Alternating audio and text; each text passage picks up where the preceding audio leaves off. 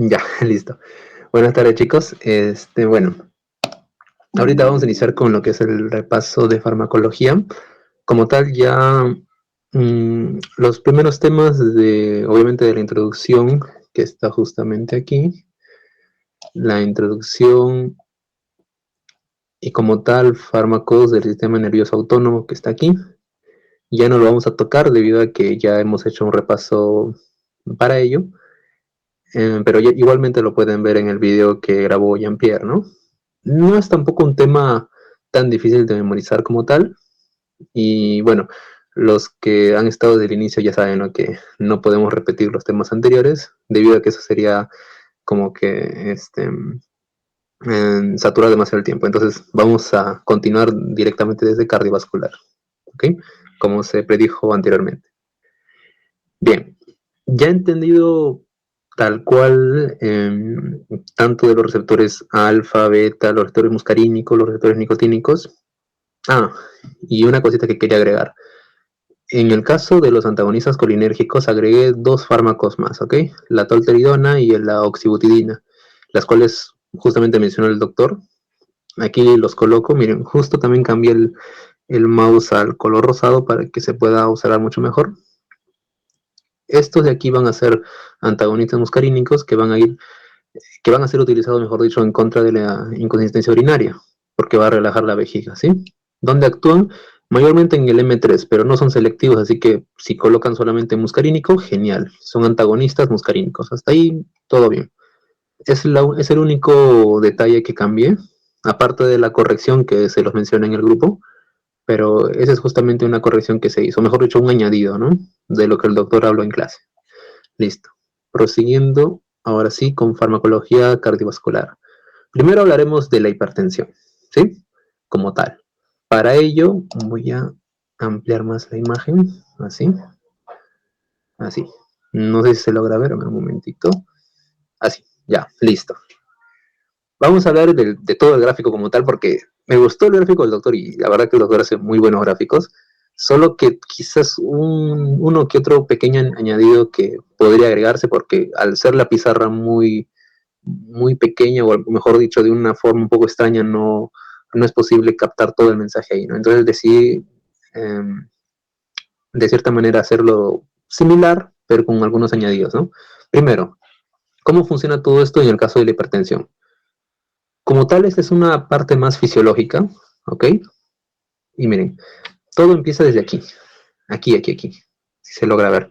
Si tienen computadora, no sé si me confirman que se ve bien. Los que tienen celular creo que sí pueden hacer un poco de zoom. ¿Me Sí, confirman, sí, por sí. favor? Ya. Primero, empieza obviamente en los receptores Sí, se de ve. calcio, ¿no? Genial. Empieza justamente en los receptores de calcio. En este caso, los receptores de calcio de tipo, se puede decir activado, perdón, activado porque ando que hablo, voltaje dependientes, ¿ok? Ya. Aquí va a entrar calcio. ¿Y qué hace el calcio a nivel neurológico? En músculos vemos que contrae, ¿no? En sistema nervioso, ¿qué haría? El aumento de calcio, chicos.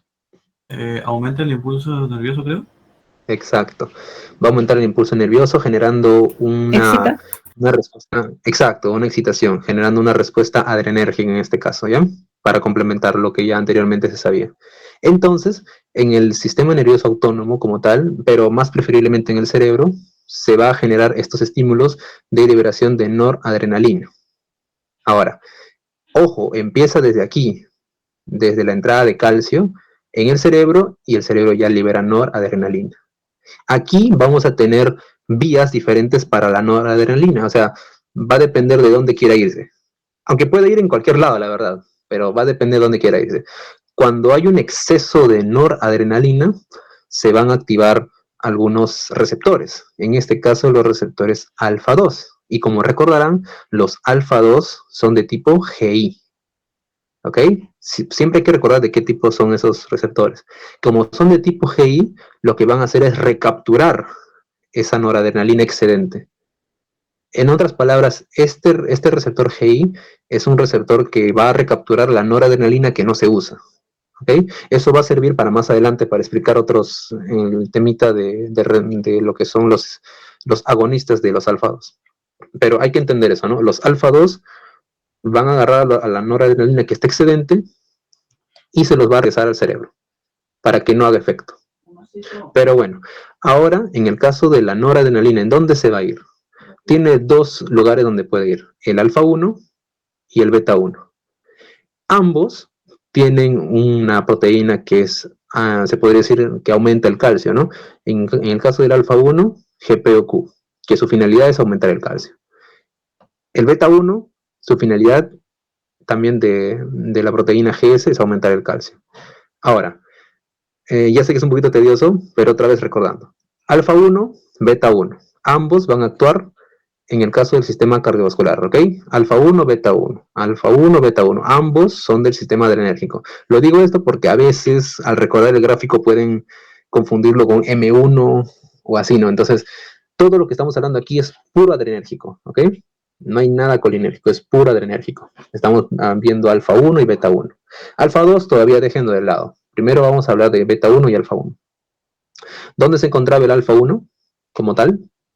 Alfa 2 sabemos que se encuentra parte del corazón, ¿verdad? Pero alfa 1, ¿dónde era?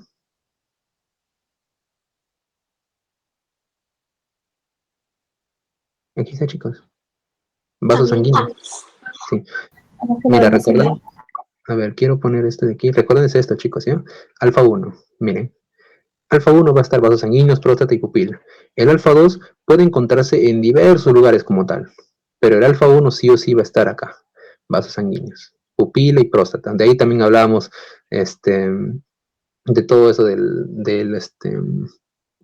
para la tiamsulina, no me acuerdo bien el nombre, sí. Ahora, este alfa 1 y este beta 1 van a generar justamente que se aumente el calcio. Ahora, depende de qué lugar estemos hablando. El alfa 1, estamos hablando de vasos sanguíneos. Estos vasos sanguíneos van a generar una respuesta adrenérgica.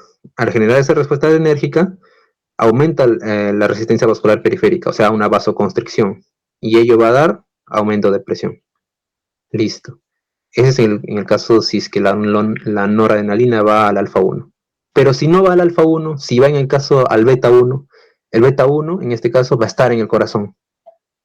Si yo activo a beta 1, se van a activar, o mejor dicho, se van a aumentar el calcio. Si aumenta el calcio en el corazón, genera inotropismo, cronotropismo, dromotropismo positivo, y eso genera también aumento de presión. Listo. Pero no solamente el beta 1 se actúa en el corazón, sino también actúa en la parte renal. ¿Ok? Y aquí se va a segregar renina. Entonces, en ese sentido, se va a activar el sistema renina, angiotensina, aldosterona. Pero hablar de renina, de angiotensina y aldosterona es hablar de un proceso extenso. Entonces, no solamente es hablar de esos tres componentes, sino la renina va a generar que el angiotensinógeno, que es un simógeno, o sea, es una clase de proteína que está inactivada, va a transformarse en angiotensina 1. ¿Quién transforma la angiotensina 1, perdón, el angiotensinógeno en angiotensina 1? La renina. La renina convierte angiotensinógeno en angiotensina 1. Listo. Esta angiotensina 1 está tranquilo, está feliz, está en un momento quiescente, sin hacer ninguna acción. Pero va a llegar una enzima, la enzima ECA, o sea, la enzima convertidora de angiotensina.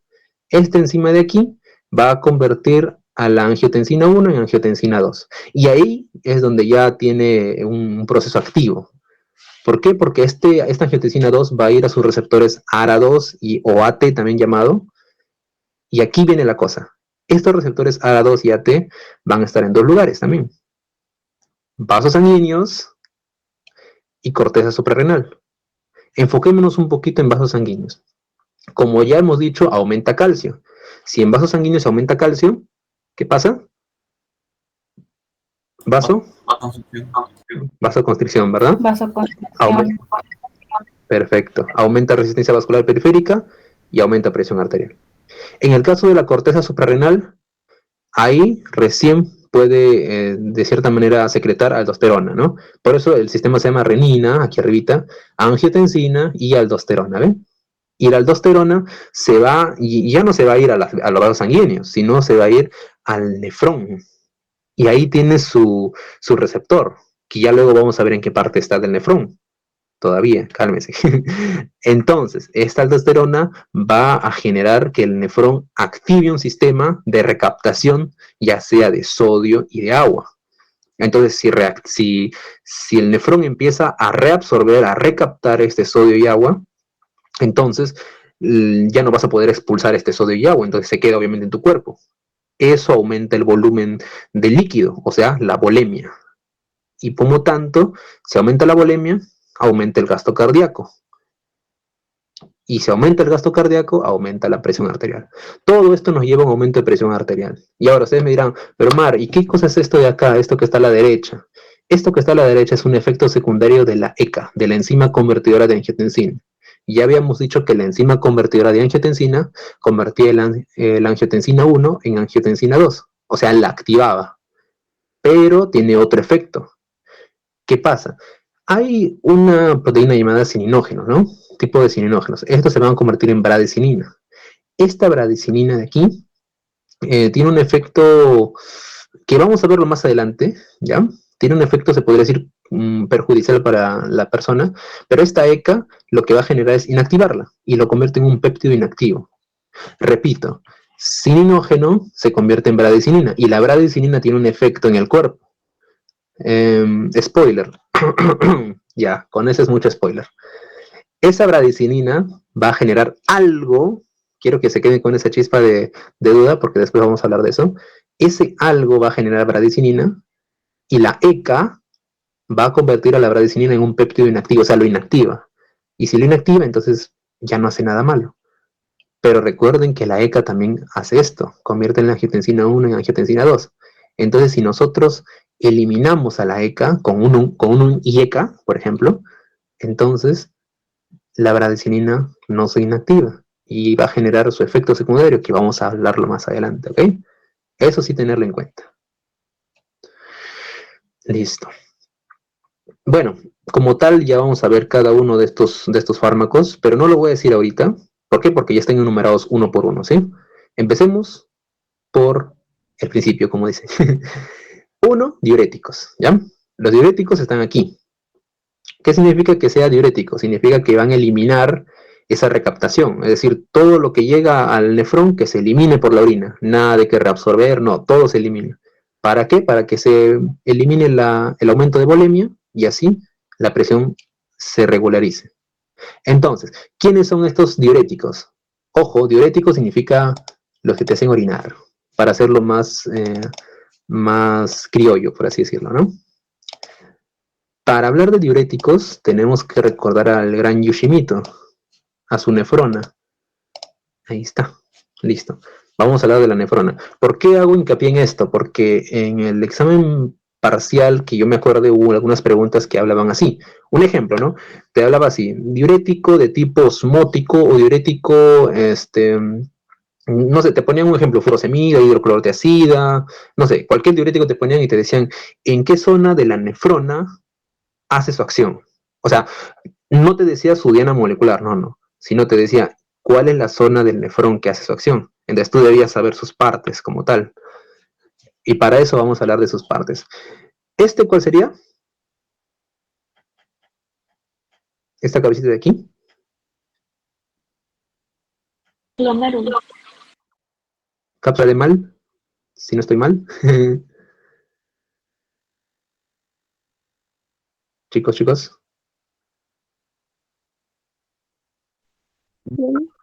Bowman, ¿verdad? Ya. Eso de aquí, la verdad, no se pregunta tanto. Es más, creo que nunca lo preguntó porque vi en su examen final una pregunta algo similar, obviamente no de diurético, sino de antibiótico. Pero no pregunta esto de aquí, siempre pregunta todo esto. Pero yo lo menciono porque de aquí es donde vamos a hablar, o sea, de esa zona nos vamos a guiar para ver el nombre, ¿no? La cápsula de Bowman. Aquí vamos a ver este pequeño caminito de la nefrona, el cual se va a llamar el túbulo contorneado proximal. Ojo, túbulo contorneado proximal. ¿Por qué proximal? Porque está próximo a esta cápsula, ¿no? A la cápsula de Bowman. Yo lo tomo así como una referencia para recordarme. Túbulo contorneado proximal, ¿por qué? Porque está próximo a la cápsula de Bowman. Este otro caminito que está lejos se llama túbulo contorneado, pero en este caso distal. ¿Por qué? Porque está muy distante de la cápsula de Bowman. Mira, está distante, está lejos. Algo así más o menos para que se ayuden, si es que no se acuerdan muy bien de los nombres, ¿sí? Otro tenemos a esta asa gruesa, es más gruesa que la otra ahí, la asa ascendente gruesa de Henle. Creo que esto sí, creo que todos ya lo tenemos en cuenta, porque no es que sea un tema, la primera vez que vemos este tema, ¿no? Y finalmente tenemos este otro conducto grueso, y este se llama el túbulo colector. De aquí va directamente ya, pues parte a orinar como tal, pero este es el túbulo colector, la última parte de la nefrona. Entonces, estas son las partes. Túbulo contorneado proximal, el que está próximo a la cápsula de Bowman, túbulo contorneado distal, que está lejos de la cápsula de Bowman, y asa ascendente gruesa de Henle. ¿Ok? Esas son las tres partes que debemos memorizar como tal.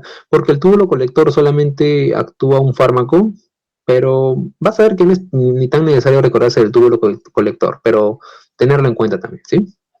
Listo. Esa sería parte de la nefrona. Vamos a hacer hincapié en qué parte está cada uno, ¿sí? Empecemos por el A, el que está en el túbulo contorneado proximal. ¿Quién es ese? Está aquí, miren. Empezamos por el más difícil. Bueno, ni tan difícil, porque solamente hay un fármaco. Luego también les voy a decir cómo recordarse el fármaco. Este gráfico sí lo hice yo, ya no me guié por el profesor, creo que se nota porque es feo, pero me ayuda a entender un poco mejor, al menos de lo que estaba el gráfico del profesor, me ayuda a que entiendan un poco mejor cómo es esto, ¿no? Tenemos a los hidrogeniones junto con el bicarbonato, ¿ok? Aquí lo puse por si no se acuerdan muy bien. Los hidrogeniones con el bicarbonato, o HCO3 ya. Estos de aquí van a estar en un constante, es como esas parejas inestables, ¿no? Se unen y se alejan, se unen y se alejan. Cuando se unen, se forman el ácido carbónico. Este ácido carbónico como tal es inestable, o sea, va a unirse y separarse. Entonces, para que puedan separarse, pero ya no como hidrogenión y bicarbonato, sino en otra sustancia más estable, va a venir un componente, y este componente ya, como el mismo nombre dice, es la anhidrasa carbónica. Y aquí está, justamente estamos hablando de los diuréticos inhibidores de la anhidrasa carbónica, también llamado CA. Esta anhidrasa carbónica va a hacer que este H2CO3 como tal se convierta en CO2 y agua, ¿no? H2O. Y esto ya es más estable, porque si encuentras en la naturaleza CO2 y H2O, o sea, es más estable como tal. Al ser estable, ahorita voy a bajar esto, ya. Al ser estable, podemos, de cierta forma, atravesar la luz de la parte de la nefrona. ¿En qué parte se encontraba? Recuérdense, chicos, ¿en qué parte se encontraba? Los diuréticos inhibidores de la anhidrasa carbónica, ¿en qué parte de la nefrona? Túbulo contorneado distal, proximal, asa de Henle. Túbulo contorneado proximal. Exacto, proximal. Por eso es que puse este grafiquito. Justo estamos viendo esta zona de acá, mira, esta zona. Pero obviamente estamos cortándola en mitad. Listo. Entonces, todo lo que hemos dicho aquí es en la zona de la luz. Llega la anhidrasa carbónica, genera que este ácido carbónico se convierta en CO2 y agua y puedan pasar a la membrana. Miren, aquí está, ya pasaron a la membrana. En la membrana van a unirse de nuevo gracias a la anhidrasa carbónica y forman nuevamente lo que sería el ácido carbónico, es el H2CO3. Pero este H2CO3 debe de separarse como tal. O sea, nuevamente debe separarse como bicarbonato y como hidrogenión, como era en un principio. Entonces se separa, listo. Hablemos primero de cómo actúa el hidrogenión. El hidrogenión o hidrógeno como tal va a hacer un antitransporte junto con el sodio. O sea, el hidrogenión vuelve a la luz, miren, y el sodio que estaba en la luz, que no lo dibujé, pero se sobreentiende que el sodio siempre va a estar ahí, sale y llega a la membrana, listo. Y este sodio se va a hacer un cotransporte junto con el otro componente de lo que sería el ácido carbónico, el cual es el bicarbonato. Miren, el bicarbonato salió y junto con el sodio se hizo un cotransporte y salieron aquí de lo que sería como tal la membrana del túbulo contorneado proximal. Entonces salieron y prontamente van a ser recaptados de nuevo en nuestra circulación, cosa que nosotros no queremos porque somos hipertensos. Nosotros queremos que todo esto de aquí se vaya, en la orina, se vaya. Entonces, nosotros, ¿cómo podemos evitar que se salgan de la nefrona y que puedan irse directamente a lo que es la orina? Pues evitando que entre la anhidrasa carbónica, o sea, que alguien lo inhiba. ¿Y quién va a inhibir? Este hermoso fármaco de acá, acetazolamina, que es obviamente un diurético inhibidor de la anhidrasa carbónica. Es decir, su diana molecular, ¿cuál sería? La anhidrasa carbónica, ¿verdad? Ahí está. Una forma de recordarse, y algo muy simple. Aquí tenemos la formulita de aquí. Miren, ¿no? Una forma más rápida de recordarse, y yo sé que esto lo van a recordar muchos. Están yendo de paseo a una altura muy alta. No, en una altura muy alta, no. A la sierra ya. En este caso lo que va a pasar es que tú te vas a hiperventilar. Al hiperventilarse, la presión de CO2 va a disminuir. Y cuando se disminuye la presión de CO2, tu pH se vuelve más alcalino, aumenta el pH. ¿Ok? A eso lo llamamos el mal de altura, cuando aumenta el pH. Obviamente pH de la sangre estamos hablando, ¿no? Para entender esto mucho mejor, hablemos de la formulita de aquí, que es la fórmula del pH. El pH es igual a 6.1 logaritmo de la concentración, en este caso de bicarbonato, entre la concentración de CO2 por 0.03. Ya, no me importa tanto los valores, me importa cómo está dividido aquí, mira. La concentración de bicarbonato es directamente proporcional al pH, es decir, si el bicarbonato disminuye, el pH disminuye. Si este aumenta, el pH aumenta. Contrario a lo que es la presión de CO2, porque como está acá bajito en la fórmula, la presión de CO2 es contraria. Si la presión de CO2 disminuye, el pH aumenta. Por eso es que estamos viendo que cuando nosotros nos hiperventilamos, hacemos que el CO2 disminuya. ¿Por qué? Porque estamos cada rato respirando, soplando, ya. Y eso genera que disminuye esa presión de CO2. Hay poco CO2. Y eso genera que nuestro pH se vuelva alcalino, que aumente. Pero nosotros no queremos que aumente porque eso nos da mal de altura. Queremos que disminuya. Entonces, no podemos decirle a la persona que respire más despacio, no, porque eso es imposible. Entonces podemos atacar por otra parte, es decir, por la concentración de bicarbonato. Es por eso que nosotros queremos, aquí en el gráfico, queremos inhibir que el bicarbonato se recapture. ¿Para qué? Para que se vaya en la orina y para que disminuya su concentración en la sangre. Para eso generamos el diurético de acetazolamida. Es decir, si disminuimos la concentración de bicarbonato, disminuimos el pH. ¿Ok? Y esto va a generar obviamente una homeostasis para que la persona esté mejor. Una forma más rápida de entenderlo, rápido y simple, y criollanamente hablando, así miren. Cuando ustedes están en un carro, obviamente interprovincial, les va a dar un mal de altura en gran mayoría, ¿no? Entonces, si nos da mal de altura, recuérdense de esta mnemotecnia. Si ustedes están en el carro en transportes interprovinciales, generalmente duermen, ¿no? Duermen. ¿Y cuál es el símbolo de dormir? ZZZ. Así de simple. Y miren cómo se llama este fármaco. Acetazolamida. Con este Z, recuérdense de dormir, recuérdense de carro y al final recuérdense de mal de altura. Acetazolamida. Así al menos yo lo recuerdo, al menos para no olvidarme con tantos diuréticos que hay. Acetazolamida, Z de dormir. ¿Y dónde duermes más? En los carros. Cuando vas a una provincia, mal de altura.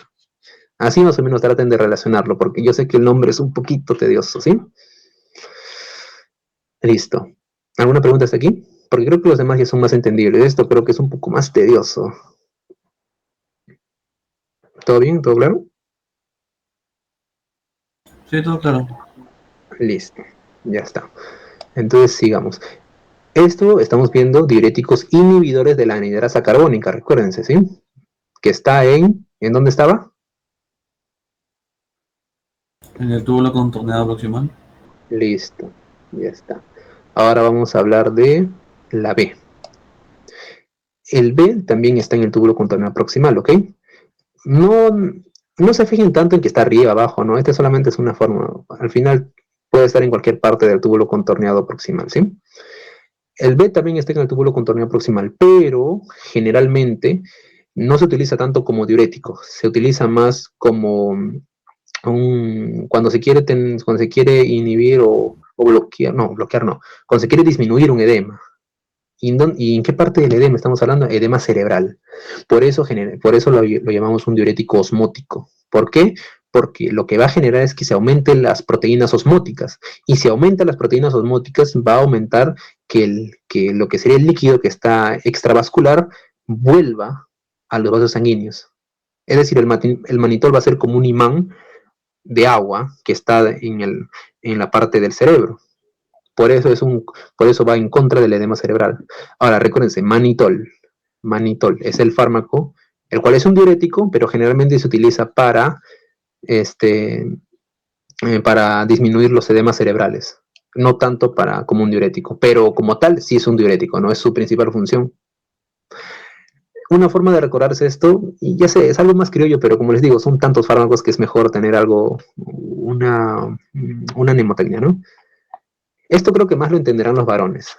Cuando tú saludas a un amigo, le dices, manito, ¿qué tal? Y ¡pah! Le tiras su pequeño lapo en la cabeza. Ya, con eso se recuerdan. Manitol en el cerebro. Ahí está, contra el edema cerebral. Para que más o menos se tenga una forma de recordarse, ¿no? Manitol. Esto de aquí, obviamente es vía intravenosa, ¿sí? Porque tampoco no es que vas a generar que tomen una pastilla, no, porque tiene que atravesar la barrera hematoencefálica para llegar al cerebro y de ahí la biodisponibilidad va a disminuir y ya, es un tema, mejor intravenosa directamente en el cerebro y punto. ¿Sí? Listo. Diurético osmótico, manitol. Luego tenemos al de tipo C, miren, ¿y el C dónde va a estar? En el asa ascendente gruesa de Henle, pero tampoco no es tan importante recordarlo porque su nombre mismo lo dice, diurético de asa. Y aquí tenemos a los diuréticos más potentes, los diuréticos que generalmente no se dan. Esto se le da cuando la persona está, pero se podría decir en últimas instancias, cuando ya no hay nada que perder. Estos diuréticos son tan potentes que pueden generar muchos problemas a larga data. ¿Cuál es su diana molecular? Sería el cotransportador sodio-cloro, bueno, sodio 2-cloro-potasio. Aquí le puso sodio, potasio 2-cloro, pero es lo mismo. Sodio 2-cloro-potasio. Este cotransportador de sodio 2-cloro-potasio, en condiciones normales, lo que hace es que reabsorbe tanto el sodio, el potasio, el cloro. Pero como genera una gradiente, entonces a la vez también se lleva a lo que sería el magnesio y el calcio. Y como se lleva el calcio, es un potente, bueno, no sé cómo decirlo en términos, pero puede generar osteoporosis, ¿ok? Puede generar osteoporosis y muchos otros problemas más, pero en principal la osteoporosis. Entonces no se debe dar a pacientes, obviamente, con osteoporosis, porque vas a empeorar su situación. Esto de aquí se van a bloquear con estos receptores, con estos diuréticos de asa. ¿Y quiénes son estos diuréticos de asa? Simple, furosemida, furo de furia, para que se recuerden que es muy fuerte, furosemida, torasemida y bumetanida. Sí, siempre me trago con ese nombre, bumetadina, bumetanida, medio raro. Sí, siempre me acuerdo de furosemida y torasemida. Bumetanida es un poquito medio raro. Pero bueno, furosemida como principal componente, ¿no? Es se podría decir su fármaco estrella, su fármaco representante, la furosemida en diurético de asa. Obviamente se encuentra en el asa ascendente gruesa de Henle. ¿Ok? Diana molecular, el cotransportador sodio 2-cloropotasio. Muy, pero muy potente. Luego tenemos aquí está, a los diuréticos tiacídicos. Aquí sí hice un gráfico aparte, porque aquí vamos a hablar de algo un poquito chistosito. En los diuréticos tiacídicos se van a encontrar en el túbulo contorneado, pero en este caso distal. Está muy, pero muy distal, ¿ya? Ese diurético tiacídico vamos a encontrar a su representante más conocido, que es la hidroclorotiacida. ¿Okay? Este fármaco sí o sí tienen que memorizárselo porque es muy conocido, o sea, es un representante de los diuréticos en general. La hidroclorotiacida más la clorotiacida van a ser inhibidores del cotransportador sodio-cloro, ¿ok? Y eso genera que el sodio y el cloro ya no se recapturen y vayan a la orina. Listo. Una reacción adversa medicamentosa sería que puede generar diabetes, ¿no? Es un diabetogénico. Solamente para recordar de los diuréticos tiacídicos, de la hidroclorotiazida específicamente. Pero muy cerca de los diuréticos tiacídicos, o sea, muy cerca del túbulo contorneado distal, tenemos aquí al túbulo colector, miren, este gruesito. Y en el túbulo colector tenemos un antitransporte, un antitransportador. Aquí también podemos inhibir a este antitransportador. ¿Y quiénes son los que inhiben a este antitransportador? Tú me dirás. Simple, son los diuréticos ahorradores de potasio, pero ojo, de tipo diuréticos. ¿Por qué hago énfasis en esto? Porque hay dos tipos de diuréticos ahorradores de potasio. ¿Sí? Ahorita lo vamos a ver. Pero los que, por eso puse E1 y aquí E2. Porque el E2 son ahorradores de potasio, pero en este caso bloqueadores del receptor de aldosterona. Aquí sí estamos hablando como tal de ahorradores de potasio, pero de tipo diurético, o sea, específicamente en la nefrona. Estos ahorradores de potasio de tipo diurético, o sea, específicamente en la nefrona, más específicamente en lo que sería ¿cómo se llama? Ay, se me va siempre su nombre. El túbulo colector, siempre se me va ese nombre, disculpen, túbulo colector, así. En este túbulo colector generalmente van a hacer su acción. Entonces, su mecanismo de acción como tal, como ya les dije, es un bloqueante. Todos los diuréticos van a bloquear, ¿sí? Bloqueante del antitransporte sodio-potasio. ¿Por qué? Porque el sodio, miren, el sodio si no sale aquí, si no sale en el cotransporte, va a salir acá. Entonces mejor hacemos una acción simultánea. Por eso es que generalmente se suele administrar un diurético tiacídico más un diurético ahorrador de potasio. Es decir, en sinergismo, ambos, generalmente. ¿Por qué? Porque el sodio puede escapar aquí. Si bloqueamos con un diurético tiacídico, el sodio puede seguir acá y puede irse en este antitransportador. Así que es mejor prevenir que lamentar. Por eso se usan dos fármacos. Listo. Las reacciones adversas medicamentosas pueden ser calambre, fatiga, arritmia, lo que generalmente se da en este tipo de diuréticos, ¿no? ¿Por qué? Porque vas a bajar la volemia como tal, entonces vas a sentir fatiga. ¿Quiénes son estos ahorradores de potasio de tipo diuréticos? Ojo, de tipo diuréticos, los que van a estar en el túbulo colector, es el amiloride y el triamtereno, ¿sí? Estos dos, los más feitos de nombrar son los que van a estar aquí, el amiloride y el triamtereno. Estos dos fármacos ahorradores de potasio de tipo diurético van a estar allí presentes. ¿Y quiénes son los otros ahorradores de potasio? Tú me dirás. Hay otro tipo de ahorradores de potasio, era en este caso bloqueadores del receptor de aldosterona.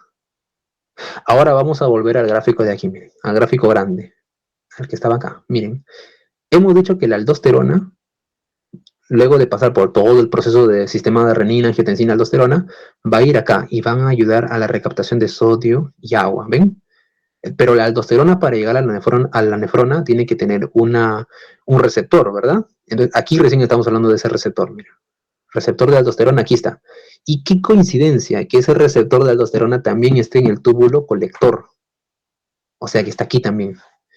Entonces, estos ahorradores de potasio de tipo bloqueador de receptores de aldosterona van a bloquear al receptor. ¿Ok? Todos los demás bloquean a cotransportadores, antitransportadores, todo. Pero el único que bloquea un receptor es esto de aquí. Los ahorradores de potasio bloqueantes del receptor de aldosterona. Los bloquea. ¿Y quiénes son estos bloqueadores de receptores de aldosterona? Son la espironolactona y la epleridona. Esos dos fármacos. Un poco rarito de nombrar, ¿no? Pero la espironolactona también se va a ver muy representativo en el siguiente tema que veremos de insuficiencia cardíaca, ¿sí? ¿Cuáles son sus reacciones adversas medicamentosas? Van a ser la visión borrosa, la disminución del líbido, ojo, escuchen, ¿eh? Disminución del líbido. No es que la persona no pueda tener erecciones, sino que se va a disminuir el deseo sexual. Puede también confundirlos en alguna de las alternativas, ¿sí? Ginecomastia, generalmente crecimiento de mamas, este tipo de cositas, ¿no? Ginecomastia, todo eso.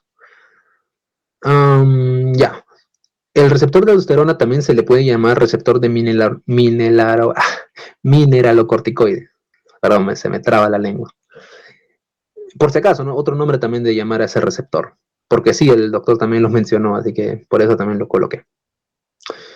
Obviamente una nota de aquí es que la espironolactona genera esos RAMs que hemos visto, de visión borrosa, bajo de líbido, ginecomastia, eso va a generar la espironolactona. Por lo tanto, si yo tengo si yo estoy sufriendo justamente de estos problemas, se podría decir cardiovasculares, hipertensos, y yo trato de buscar una espironolactona, ya, genial, pero si me da estos RAMs, estas reacciones adversas como ginecomastia, el bajo de líbido y todo, y yo no quiero esas RAMs, entonces lo cambio. ¿Por quién? Por epleredona, aquí está, su sustitutorio, epleredona. ¿Cuál es la diferencia de espironolactona y epleredona? El costo, así de simple. Por eso generalmente te dan espironolactona. Si no, ya lo cambian con epleredona, pero ya es un costo más adicional. Pero ya no tiene esas reacciones adversas, ¿no? Listo. ¿Está claro hasta aquí? Lo que quiero que recuerden bien es la diferencia de ahorradores de potasio, los de tipo diurético y los de tipo bloqueador de receptor de aldosterona. ¿Ok, chicos? En esa parte está claro la diferencia de ambos ahorradores de potasio.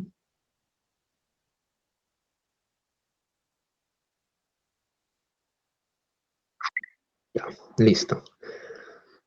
Luego vamos a seguir con un tipo de inhibidor de un transportador, pero este sí no se utiliza mucho, ¿sí? Porque ya hay efectos adversos muy, muy potentes como tal, pero perdón, efectos adversos no, un aumento de costo muy fuerte, entonces no se utiliza mucho porque las personas como tal no lo adquieren fácilmente. Y estos son los inhibidores del transportador SGLT2.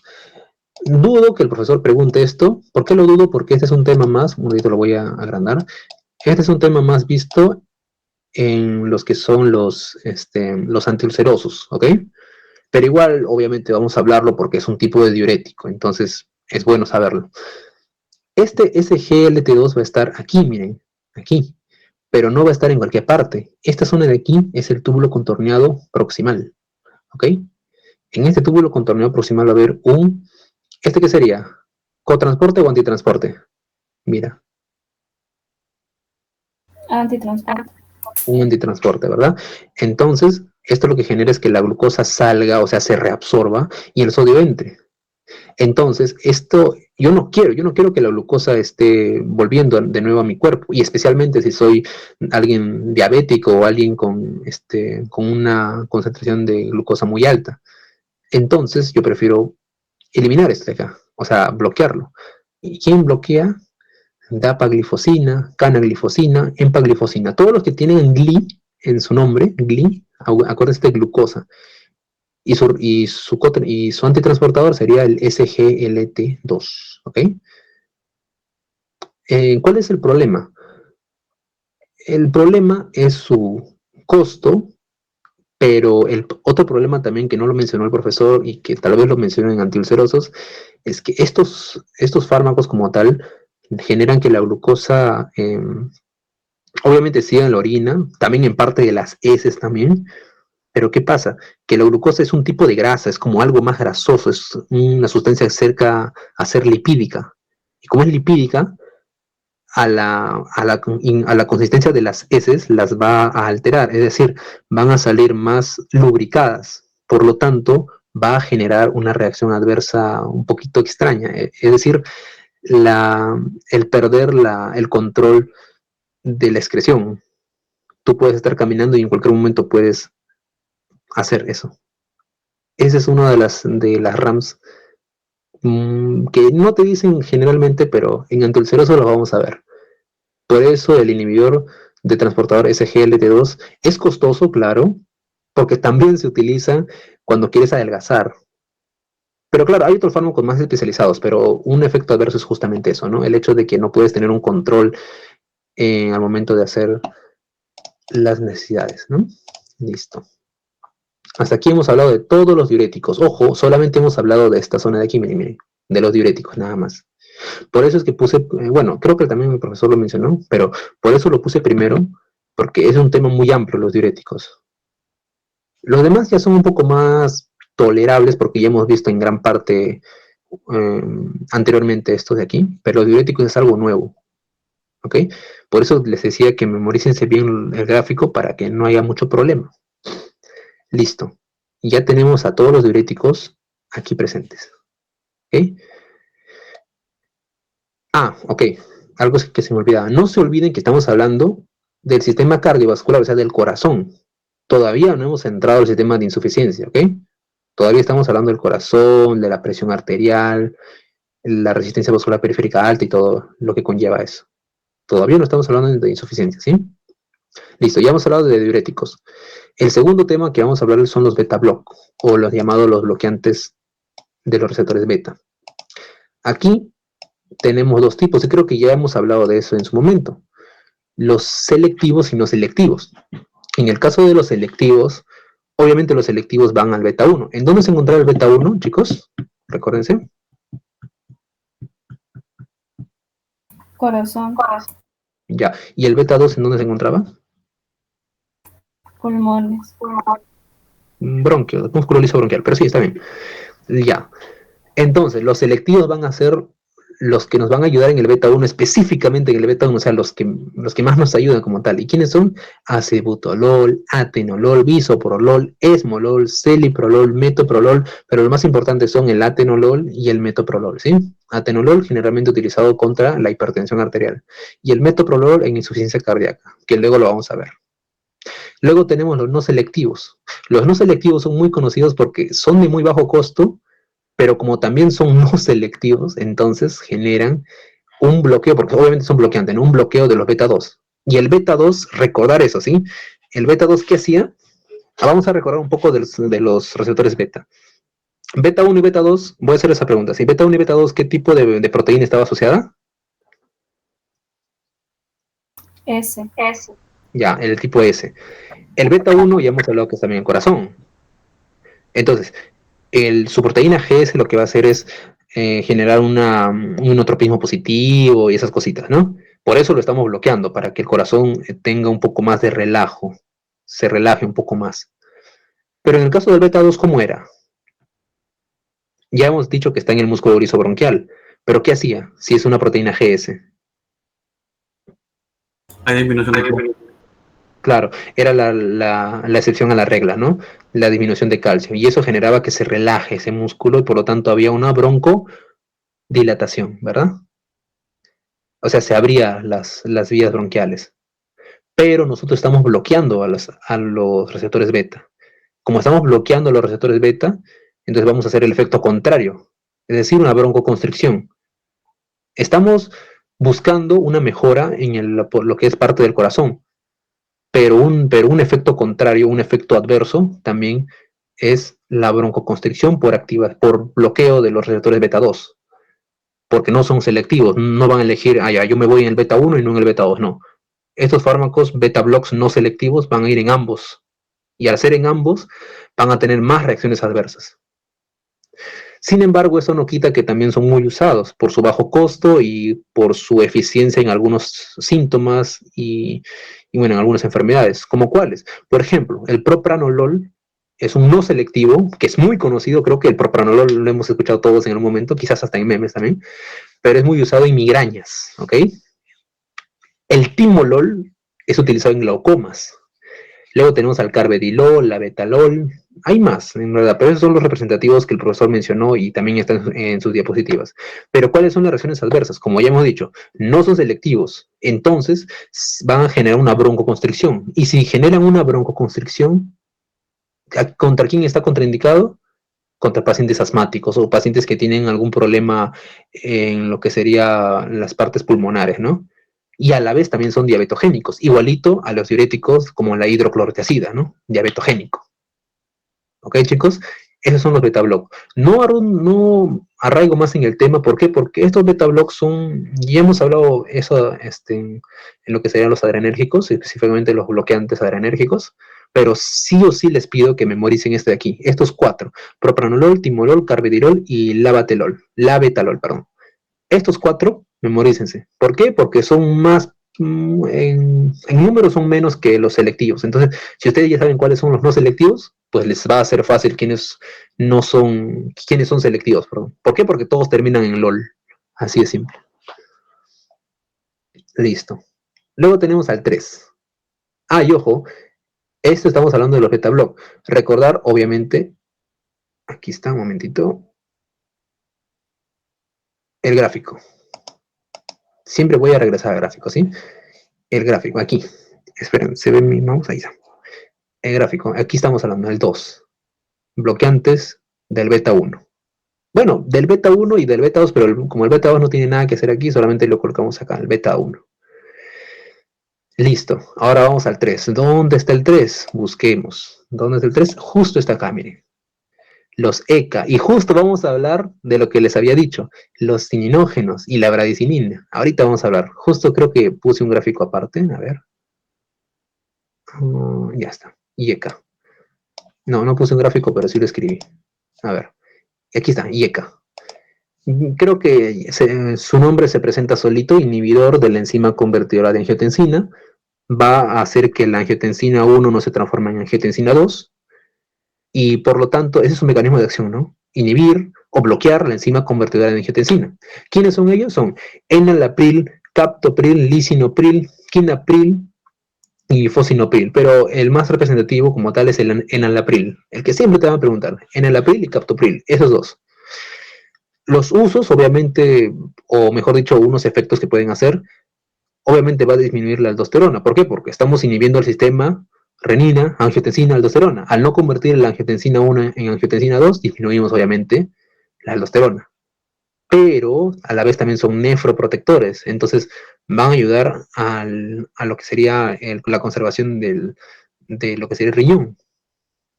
Ahí también hay un punto a favor, o sea que no es contraindicado contra personas que tienen problemas renales. Ahí también hay que recordar eso, ¿sí? Los IECA más bien son buenos para eso. Sin embargo, sus reacciones adversas medicamentosas van a ser la tos no productiva, es decir, esa tos medio que parece que quiere salir algo, pero no, ese que te raspa la garganta, que no sale flema ni sale saliva, sino solamente es tos seca, esa es la tos no productiva. ¿Y eso por quién se genera? Por la bradicinina. Recuérdense del gráfico que el IECA no permitía que o sea, el IECA inhibía la ECA, pero la ECA tenía una acción también buena. La ECA lo que hacía era que la bradicinina la inactivaba, pero sin la ECA, la bradicinina sigue ahí, y esa bradicinina en exceso genera esa tos no productiva. Por eso había puesto en el gráfico eso. ¿Ok? Por eso les decía una pista y empecé a toser. Justamente por eso. Porque genera esa tos no productiva, chicos, ¿sí? Otra razón adversa es la cefalea, un angioedema como tal, el flushing, que es una ruborización en lo que sería todo el rostro, y algo más importante, la hipercalemia. ¿Qué es lo que se tienen que recordar sí o sí? Esto de aquí, tos no productiva, flushing y hipercalemia. ¿Ya? Cefalea y angioedema no son tan recurrentes en preguntar porque eso lo pueden generar cualquier otro fármaco. Más que nada el flushing, ¿sí? Flushing. Lo voy a preguntar así, chicos, ¿eh? Flushing. Recuérdense, chicos, de esto, porque el flushing también es preguntado, al menos no como una pregunta, sino como en sus alternativas. Ahí te colocan el síndrome de flushing o solamente flushing. Está dada por los IECA, o sea, es una RAMS de los IECA o de algunos, no sé, te pueden poner cualquier fármaco, ¿ya? Captopril, por ejemplo, ¿ya? Entonces, tú ya debes saber que el flushing sí es un RAMS de un IECA. ¿Y qué es el flushing? Quizás no te pueden poner flushing, quizás te pueden poner una ruborización excesiva. Así que ahí también hay que tener ese puntito, hay que adelantarnos a las preguntas del profesor, ¿sí? Listo. Esos son los IECA. Prosigamos. Los BRA. ¿Quiénes eran los BRA, chicos? Recuérdense. Vamos a ir al gráfico para también... Sí, siempre hay que recordar ir al gráfico, ¿sí, chicos? Porque el gráfico, yo sé que algunos quizás no lo tienen tan memorizado, pero aquí están, miren, los BRA. Los bloqueantes de receptores de angiotensina. ¿Ok? Los bloqueantes de receptores de angiotensina. Porque recuérdense, mira, angiotensinógeno se convierte en angiotensina. El ECA convierte angiotensina 1 en angiotensina 2. Pero esa angiotensina 2 tiene que ir a un receptor. Ese receptor se llama receptor AT o también llamado receptor ARA2. ese receptor AT, o también llamado receptor ARA2, se va a bloquear por este fármaco que vamos a hablar más adelante, los BRA. Por eso se llaman BRA, bloqueador de receptor de angiotensina. ¿Hasta aquí todo bien, chicos? Aquí. Respóndame, chicos. Okay. Ya, listo. Entonces, tenemos acá a los BRA. Aquí están. A los BRA. ¿Quiénes van a hacer eso? Miren, yo les recomendaría siempre que lo asocien con algo que sepan. Por mi parte, yo tengo una conocida que sufre de hipertensión y generalmente les recetan estos fármacos, por eso no se me hace tan difícil recordármelos, pero yo sé que quizás algunos tienen esa dificultad porque recién están viendo estos fármacos. Pero traten de asociarlo siempre a algo. Como ya les había dicho, ¿no? Como acetazolamida, por ejemplo, que les había dicho del mal de altura, furosemida de furia, que es muy fuerte, esas cositas. Siempre asocien ese nombre, porque son muchos, son muchísimos nombres, ¿sí? Ahora, bloqueante de receptores de angiotensina, o mejor dicho, bloqueante de receptor de tipo ARA2 o AT. Esto aquí van a ser el losartán, valsartán, irbesartán, candesartán, erbosartán, telmisartán. Siempre van a terminar en sartán, sartán. Siempre yo me acuerdo de losartán, porque losartán es un clásico que te van a recetar los médicos. O el valsartán quizás, pero generalmente losartán siempre he escuchado. El uso, obviamente, es un vasodilatador. ¿Por qué? Porque, como tal, el receptor de angiotensina lo que va a generar es o sea, va a generar dos funciones, en los vasos sanguíneos y obviamente en la parte renal, pero nosotros nos enfocamos en los vasos sanguíneos. Va a generar una vasodilatación. Ese es su mecanismo de acción, se podría decir un efecto, ¿no? Y otro efecto también va a ser la disminución de aldosterona, porque claro, estamos interrumpiendo el sistema renina, angiotensina, aldosterona, porque estamos bloqueando a que la angiotensina llegue a su receptor. Por lo tanto, ya no se da aldosterona, simple.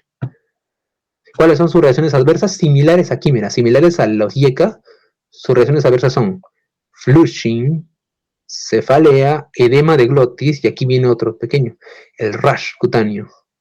El rash cutáneo es casi similar al flushing, pero un poquito más feito. Les recomendaría que vean una imagen. Quise poner una imagen, pero no me alcanzó el tiempo, disculpen, chicos. El rash cutáneo es como cuando van a la sierra y ven una cosita, pequeños que están así con rojito en sus mejillas, no me acuerdo bien el nombre de eso, pero es algo similar, rash cutáneo. Hay varias imágenes un poco más entendibles, así que les recomendaría bastante verlas, ¿sí? El rash cutáneo, esos son sus RAM, sus efectos adversos, ¿no? Del BRA, que son prácticamente similares a los IECA. Todos los que van a intervenir en el sistema de renina, angiotensina, aldosterona, van a tener estos RAMs para que les sea más fácil. El flushing, el rash cutáneo, cefalea, incluso la hipercalemia también, aquí me faltó ponerla. Hipercalemia también colocan. Y listo, esos son los BRA. 5. Ahora vamos a ir a los menos utilizados, por así decirlo, que sería el calcio antagonista. ¿Por qué calcio antagonista? Porque, miren, recuérdense del gráfico. El gráfico iniciaba con que el calcio entraba a sus receptores, ¿verdad? A sus canales iónicos dependientes de voltaje en el cerebro. Entonces, si yo evito que el calcio entre en el cerebro, pues simplemente ya no hago que la presión arterial suba, ¿no? Entonces la disminuyo. Esa es una vista muy buena, o sea, es como que en la teoría funciona, pero en la práctica no tanto. Por eso no se utiliza tanto esto. Ejemplos, tenemos a las dihidropiridinas y no dihidropiridinas. Creo que eso ya lo conocen al derecho y al revés. Dihidropiridinas es el amlodipino, nifedipino, nimodipino. Las no dihidropiridinas son el verapamilo y el diltiazem. ¿Cuál era la diferencia de las dihidropiridinas y las no dihidropiridinas, chicos? Ambos van a actuar específicamente en los receptores, perdón, en los canales iónicos de calcio en el corazón, ¿verdad? Son más específicos en el corazón, pero aquí estamos hablando del cerebro, pero igual, son más específicos en el corazón. Ambos van a generar la disminución de calcio en el corazón, por lo tanto disminuye el inotropismo. Pero hay una diferencia entre las dihidropiridinas y las no dihidropiridinas. ¿Cuál era esa diferencia? Las no dihidropiridinas creo que intervienen en las fibras de Purkinje. Claro, exacto. Y como intervienen en la fibra de Purkinje, son más aptos para un cuadro clínico. ¿Para cuál cuadro clínico sería? Contra las arritmias, ¿sí? Porque la fibra de Purkinje es un sistema, se podría decir, conductor eléctrico. Entonces, si tienes una arritmia, es algo más que va al cabo con las fibras de Purkinje. Entonces, yo necesito que se disminuya esa conductancia eléctrica. Por lo tanto, voy más a las no dihidropiridinas, ¿sí? Listo. Como tal, los fármacos sí o sí lo tienen que saber, de las dihidropiridinas y las no dihidropiridinas. No tengo una mnemotecnia, pero sí les recomendaría que lo vayan memorizando como cuando estaban en la primaria y empiezan a hablar así. Y yo hago eso, la verdad. No es por burlarme, porque yo literalmente hago eso. Yo agarro el nombre de los fármacos y empiezo a tararear o empiezo a cantar, no sé, cualquier cosa que hago, pero que se me quede. Siempre hagan eso porque los fármacos son demasiado extensos, chicos. Y es mejor memorizárselos y obviamente entenderlo. Aquí lo que hacemos es entender, sí o sí. Listo. El uso. Obviamente disminuye el gasto cardíaco, disminuye la resistencia vascular periférica porque son más específicos en el corazón y obviamente eso repercute en los vasos sanguíneos. ¿Cuáles son sus efectos adversos? Edema como tal, edema en miembros inferiores más específicos, y un efecto también que hay que mencionar es induce el parto, o sea que es tocolítico. ¿Ok? Listo. Eso es un extra como tal, ¿ya? Calcio, antagonistas. Luego vemos a los alfa 1 block. ¿Quiénes eran los alfa 1? Miren, ahora a recordar de nuevo el gráfico, porque sí, vamos a recordar este gráfico siempre, chicos. Estábamos hablando que la noradrenalina tiene dos vías. El alfa 1, que estaba en los vasos sanguíneos, y el beta 1, que estaba en el corazón. Pero luego también parte renal y ya lo demás del sistema renina, angiotensina, aldosterona, ya. Pero ahora enfoquémonos en el alfa 1. Hemos dicho que está en el vaso sanguíneo. Nosotros ahora ya no queremos que por esta vía se dé el aumento de presión, entonces vamos a inhibir aquí. Aquí vamos a inhibir o bloquear, como quieran decirlo, a este receptor alfa 1. Ahora sí, ya entendido en dónde estamos ubicados, vamos a hablar de los bloqueantes alfa 1. Y creo que esto ya creo que lo saben al derecho y al revés también. ¿Por qué? Porque estamos hablando de la hiperplasia prostática también, chicos. Es un efecto. ¿Cuáles eran los que generaban una disminución en la hiperplasia prostática? Era la terazocina, tamsulosina. Estos son los dos más principales. Lo demás sí es como un complemento, como doxazocina, prazocina, bunazocina, pero los representativos son terazocina y tamsulosina. ¿Sí, chicos? Los bloqueantes alfa 1.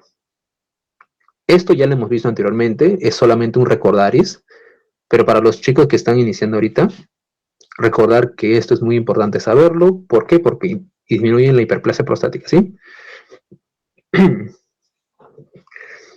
Obviamente también disminuye la resistencia vascular periférica porque estamos hablando en vasos sanguíneos, alfa 1, vasos sanguíneos.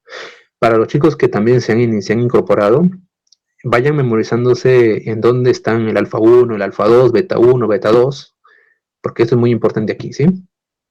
Alfa 1 está en vasos sanguíneos. Entonces, las reacciones adversas van a ser como todo en la vida. Si no está adrenérgico, entonces está colinérgico. Y en el colinérgico generalmente genera impotencia y una parte de división borrosa. Disminuye el líbido quizás también. No es siempre, pero igual le coloqué aquí. Generalmente es impotencia. Listo. Ya terminado esto del alfa 1, pasamos ahora a los agonistas alfa 2. Y ahora tú me dirás, pero ¿por qué me hablas de antagonista alfa 1 y ahora luego me hablas de agonista alfa 2? ¿Dónde se encontraba el alfa 2, chicos? Vamos a ir al gráfico. ¿El alfa 2 dónde se encontraba? Aquí, miren. Aquí, estaba en el cerebro.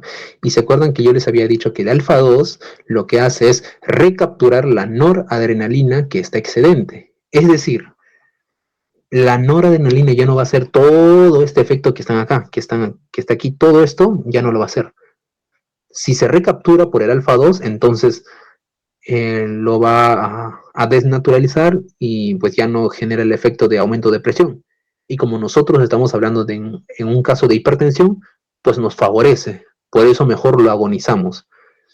Contrario a lo que haría el alfa 1, porque el alfa 1 sí aumenta la resistencia vascular periférica y genera aumento de presión. En cambio, alfa 2 recaptura la noradrenalina y dice, no, tú ven aquí, lo desnaturaliza y pues ahí queda. Así de simple. Por eso el alfa 2 tiene como proteína al GI, que significa la proteína inhibidora. Entonces nosotros vamos a querer agonizarlo. ¿Dónde estoy? ¿Dónde estoy? Aquí está. Vamos a agonizarlo. ¿Y quiénes son los que van a agonizar a este alfa 2? Alfa metildopa y la clonidina. ¿Por qué? Porque miren, aquí está. El alfa 2, miren, todo esto de aquí es noradrenalina. Se libera la noradrenalina, pero el alfa 2 lo va a recapturar de nuevo para que ya no hagas acción. Lo va a recapturar, ven para acá, devuélvete de aquí. Así le dice y lo devuelve. Obviamente genera una vasodilatación porque ya no hay un efecto adrenérgico. Una forma de recordar estos dos fármacos es simple. Miren. En su nombre nomás está, mira. El alfa metildopa está en su nombre, ¿eh? Miren. Alfa de receptores alfa. Y mira, metil que se mete do en 2. Es decir, el alfa 2. Se mete en el alfa 2. Para que se recuerde más o menos, una forma de recordarse. Al menos yo lo hice así, la verdad. El alfa metidopa, el alfa que se mete en, que se mete en el alfa 2. Así de simple. Luego tenemos a la clonidina. Aquí sí yo me hice un mundo para poder recordarme la clonidina. ¿Por qué? Porque el clon me hace recordar a un clon, ¿verdad? Un clon que está clonado. Y el clon significa que tienes 2. Clon 2, ¿verdad? De ahí me acuerdo, de alfa 2. Clon alfa 2. Porque son 2. Les digo esto como para que se recuerden porque son muchos fármacos, chicos. Así que espero que me entiendan, la verdad. Como para que se acuerden un poquito de esto, ¿no? Listo. Son agonistas, ojo, no se confundan. Antagonistas son en alfa 1. Agonistas en alfa 2. Porque el alfa 2 como tal ya está inhibiendo la acción de la noradrenalina. Entonces lo agonizamos para que haga incluso mayor inhibición. ¿Sí? ¿Hasta aquí se me entiende, chicos?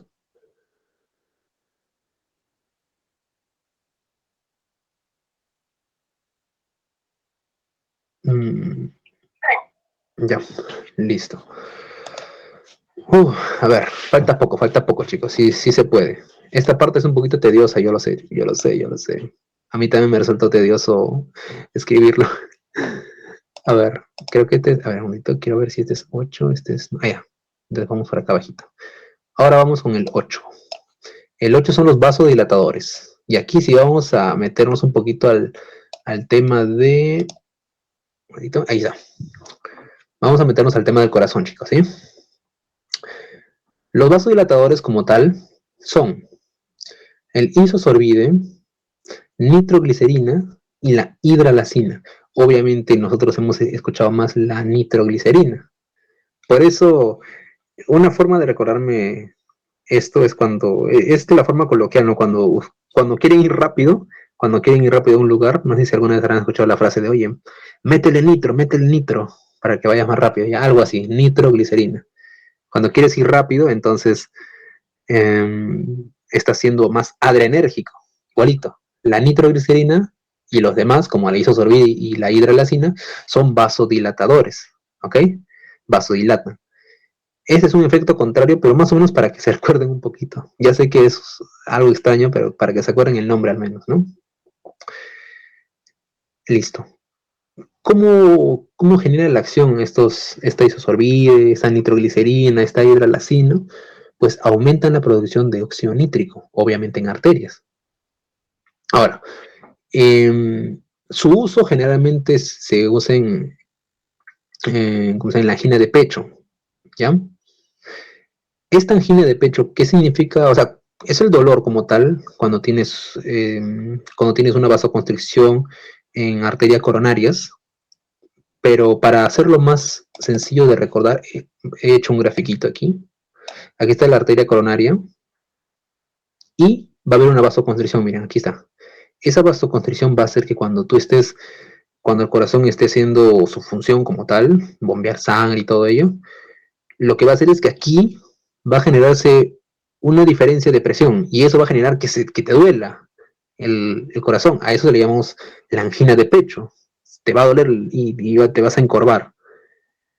Por lo tanto, el flujo sanguíneo está disminuyendo aquí. Por un momento, el flujo sanguíneo disminuye porque no entra todo el flujo.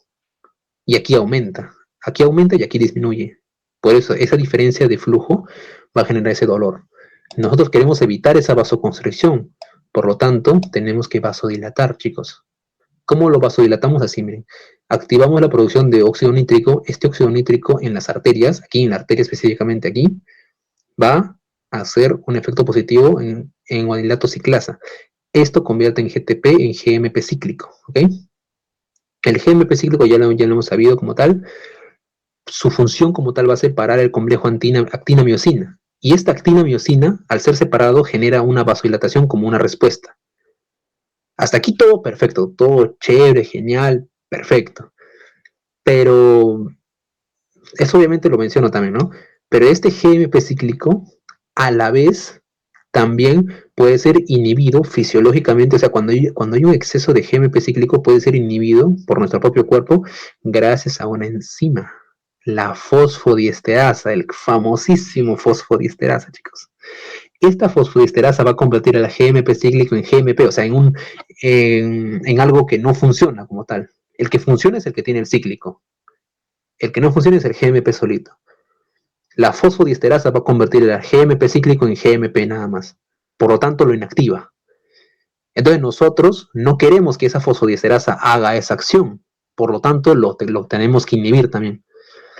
Hay varios tipos de fosfodiesterasa. 1, 2, 3, 4, 5. Hasta 6 creo que había, no me acuerdo bien. Creo que hasta 8. No me acuerdo bien el libro como tal. Pero no es tan importante. ¿Por qué les digo esto? Porque el más importante es el 5. Los otros ya tienen nombres medio raros como ese BAM2, o sea, son fármacos muy raros que no vamos a hablarlo aquí. El fármaco más conocido es cuando hablamos de la fosfodiesterasa de tipo 5. ¿Por qué? Porque hubieron personas que quisieron atacar esta acción de antianginoso y a la vez también, obviamente contra la angina de pecho, ¿no? Quisieron atacarlo por esta zona. O sea, atacarlo ya no produciendo óxido nítrico, sino atacándola aquí, inhibiendo la fosfodiesterasa, eliminando esta enzima. Lo que no se dieron cuenta es que esta fosfodiesterasa hay de varios tipos. Y qué casualidad que el fármaco que hicieron inhibía a la fosfodiesterasa de tipo 5 y no a la fosfodiesterasa de tipo 2, que como tal la fosfodiesterasa de tipo 2 está en los vasos sanguíneos, o sea, el que queremos inhibir. Pero la fosfodiesterasa de tipo 5 está en los cuerpos cavernosos, es decir, en el pene. ¿Y eso qué hace? Que aumente la vasodilatación y como tal haga que la sangre se acumule mayormente ahí. ¿Y qué es ese fármaco? El sildenafilo. Como tal, la Viagra. Así de simple. Que es un inhibidor de la fosfodiesterasa de tipo 5. Se creó como un error, pero pues bueno, ya tiene otros usos. Pero acuérdense, su principal uso fue un antianginoso, ¿sí? Contra la angina de pecho. Creo que sigue, no, hasta aquí. Hasta aquí está todo bien, chicos. Quiero saber si está todo bien. Creo que quizás lo hayan leído, no sé, pero quiero saber si está bien aquí. Una pregunta, ¿cuál era el que inhibía la fosfodiesterasa 5? El sildenafilo, aquí está. Gracias. Sí, sí. Este es el llamado Viagra, ¿sí? Listo. Por si acaso, quizás puede preguntar, ¿no? No es como tal usado, pero bueno, es un complemento para...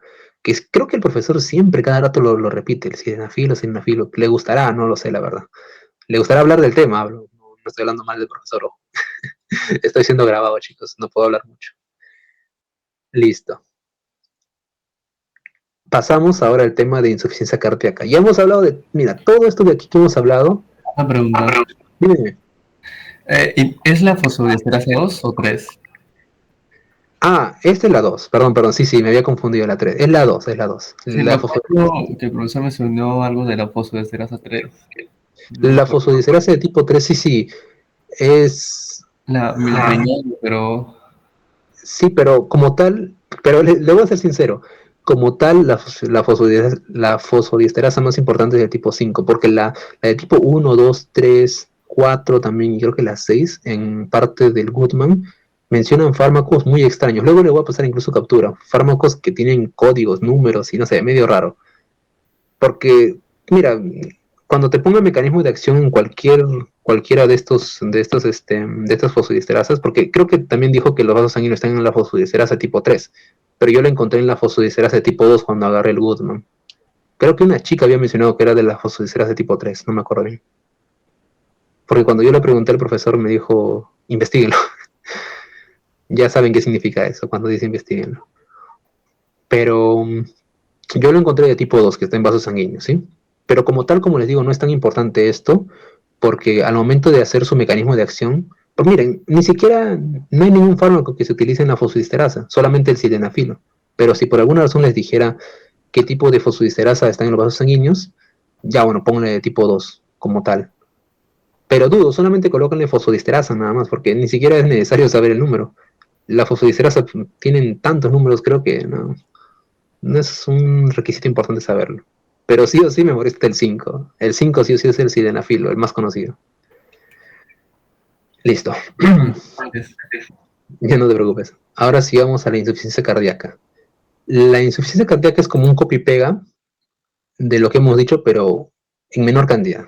Obviamente hay un orden, pero a ver, solamente es una página, sí, perfecto. Hay un orden, pero vamos a recordar, porque como dice el profesor, recordar es volver a vivir, chicos, ¿sí? Acá ya no vamos a iniciar desde el sistema nervioso autónomo.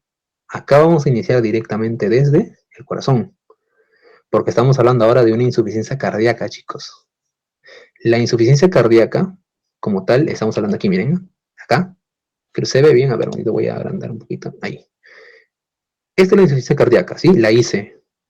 Las causas pueden ser cardiopatía isquémica, hipertensión no controlada, valvulopatías, pueden ser de muchas causas, diabetes incluso también.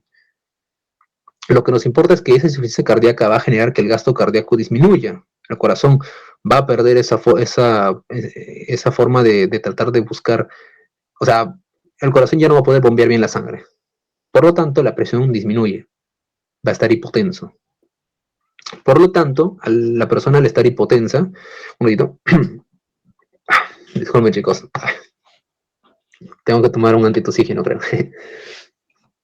La persona al estar hipotensa, por mucho tiempo, obviamente, no es que al toque va a generar eso, sino por mucho tiempo al estar hipotenso, va a generar un sistema compensatorio, porque el cuerpo no es tonto, el cuerpo ya les he dicho que el cuerpo es muy inteligente, sabe qué hacer, solo que a veces se equivoca como un niño. El cuerpo va a activar el sistema compensatorio. ¿Qué quiere decir eso? Que va a ir por dos vías. La vía del sistema nervioso, y aquí vamos a recordar lo que ya hemos dicho anteriormente, y la vía del hipotálamo. Iniciemos por la vía del sistema nervioso, recordando. Sistema nervioso, aquí no lo coloqué porque ya era muy poco espacio, pero aquí primero se activa lo que serían los canales iónicos dependientes de voltaje, que eran los de calcio, ¿verdad? Aquí van a entrar calcio, va a activar el sistema nervioso autónomo y secreta noradrenalina.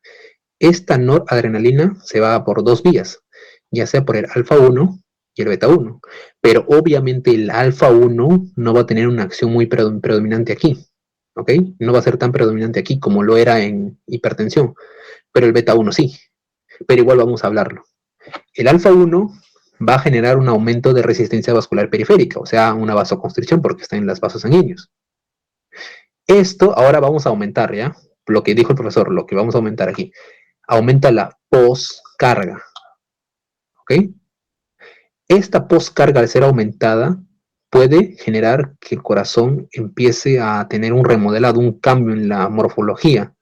Y este remodelado cardíaco a la larga genera la muerte, porque el corazón al estar acostumbrado a un cierto ecosistema, va a descompensarse poco a poco y pues pierde la capacidad de suplir la necesidad y finalmente desvanece.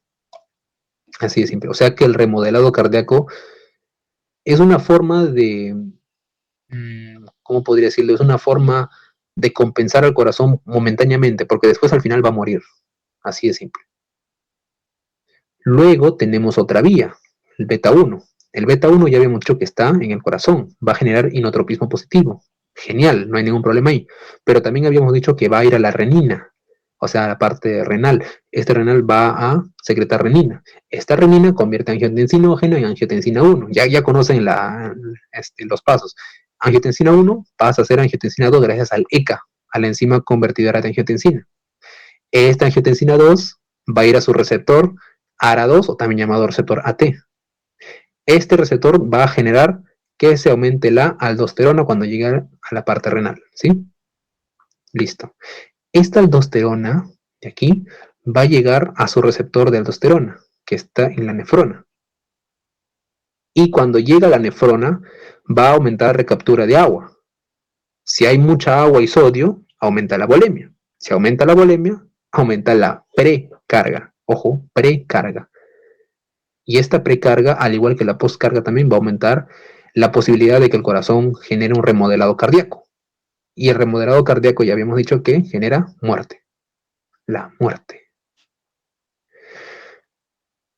Eso es en el caso del sistema compensatorio en el sistema nervioso autónomo, ¿sí? También tenemos la parte del hipotálamo. En el hipotálamo se va a aumentar una hormona, el ADH. El profesor colocó LDH, pero cuando yo estuve mirando el gráfico de los libros, no me decían LDH, me decían ADH, y yo estaba como, ¿qué es esto? ¿Me mintió el profesor? Quizás se haya confundido, la verdad, pero es ADH, ¿sí, chicos? Y pueden confirmarlo viendo sus libros o incluso buscándolo en internet.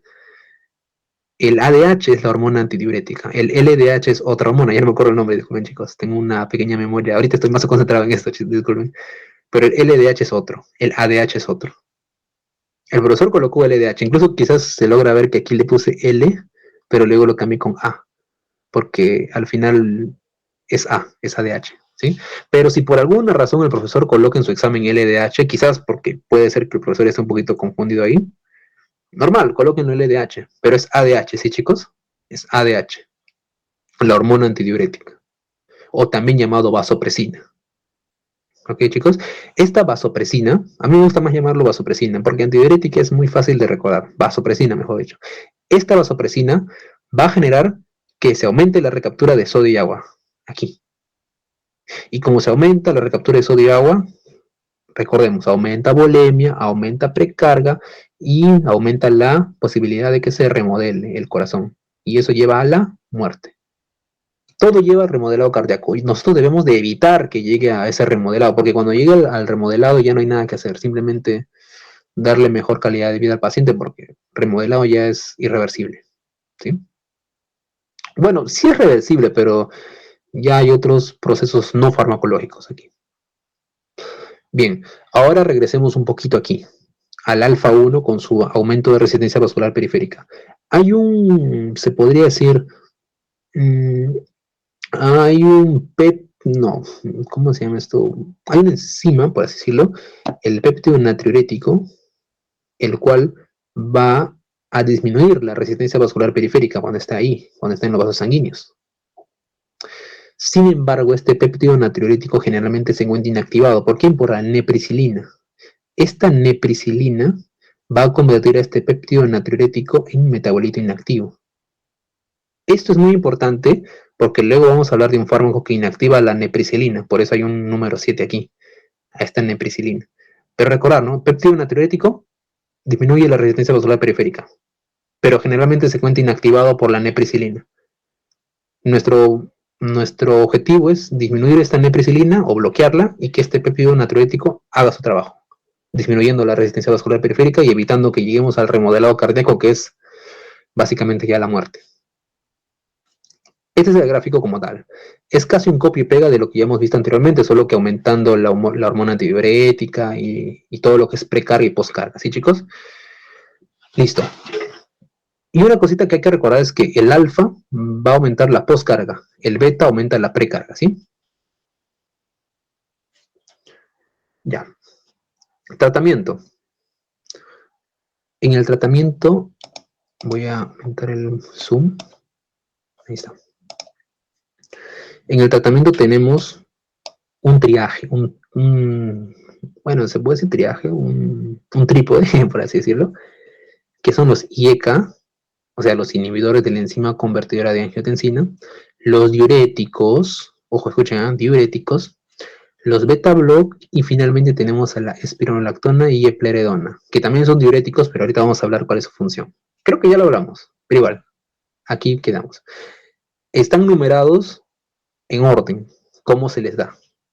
¿Okay? Aquí sí no es un orden aleatorio, sino es un orden de cómo se da. Primero los IECA, luego diurético, luego beta-block. Bueno, beta-block tiene un condicionante, solamente si la persona ha sido ya compensada, pero lo vamos a hablar ahorita. Primero, cuando la persona está descompensada, o sea, cuando ya empezó ese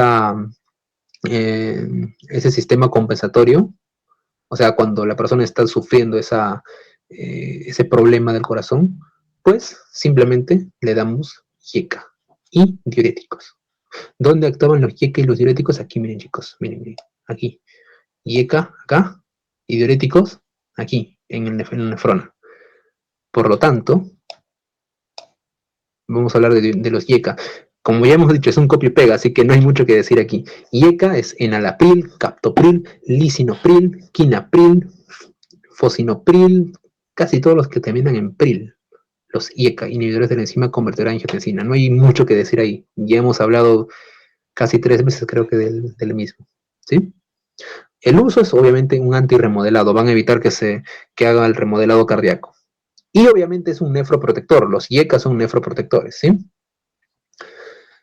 Obviamente también van a generar una disminución de la pre y la postcarga, generalmente, pero más en la post. Los efectos medicamentosos adversos serían el angioedema, la tos no productiva y la hipercalemia. Pero como les digo, ya hemos hablado de eso anteriormente. Se tienen que memorizar sí o sí esto, ¿sí? Luego tenemos a los diuréticos. Los diuréticos pueden variar. Tenemos a los diuréticos tiacídicos, que sería la hidroclorotiacida como representante principal. También tenemos a la clorotiacida, pero no es tan importante. Tenemos a Esta hidroclorotiacida es un diabetogénico, ¿sí? No olvidar eso. Tenemos también diuréticos de asa, las cuales son la furosemida, torasemida, bumetanida, que son muy fuertes. Acuérdense, fuerte, son los más fuertes. Tenemos a los diuréticos ahorradores de potasio, pero ojo, de tipo diurético. En este caso son amiloride, triamtereno, ¿sí? Son de tipo diurético. El uso obviamente disminuye la precarga. Tienen muchos efectos RAMS, pero el más importante es el diabetogénico de la hidroclorotiacida. Pregunta, ¿en qué zona de la nefrona estaba el diurético tiacídico, o sea, la hidroclorotiacida? ¿En qué zona de la nefrona? La hidroclorotiacida. No voy a preguntar de la furosemida porque su propio nombre dice diurético de asa, obviamente el asa gruesa ascendente de Henle.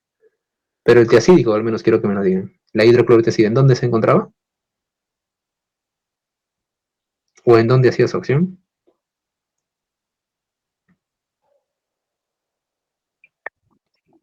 Túbulo contorneado distal, ¿verdad? Esa fue pregunta. Sí, sí me acuerdo. Esa fue pregunta.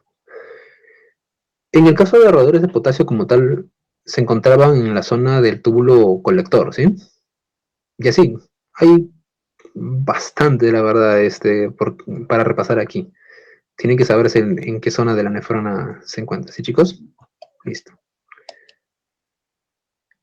Ojo, estos dos primeros, los IECA y los diuréticos, es cuando el paciente está descompensado. No estoy hablando de descompensado del sistema compensatorio, no, sino estoy hablando de cuando el paciente está en ese estado que no puede, hacer una homeostasis en todo lo que está pasando, en su hipertensión y todo lo demás, ¿no? Porque ahorita estamos en insuficiencia cardíaca. Entonces la persona no puede controlar esa presión que tiene. O sea, esa hipotensión, perdón, sí. Pero si por azares del destino ese paciente ya está compensado, o sea, ya logró ser compensado con estos primeros fármacos, en los cuales eran los IECA y los diuréticos, entonces ahí recién podemos darle un beta block. ¿Por qué un beta block?